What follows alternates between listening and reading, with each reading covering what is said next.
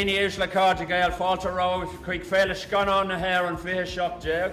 It's a great privilege for me to introduce the third Irish Film Festival in Sydney. And it's great to see young people, confident young people coming out with talent and making films that are as good as any that are coming from anywhere around the world. I think it's important to show contemporary Ireland to Australians, but it's also important to show contemporary Ireland to ourselves, and so we can be proud of the great work that's coming out of Ireland. This year we mark the 70th anniversary of diplomatic relations with Australia. And festivals like this one play a very important role in the continuing mutually beneficial relationship that our two countries enjoy. The sharing of our stories and our culture in this way is an essential contribution to the vibrant and multicultural society that we experience here in Australia. And this festival continues to go from strength to strength.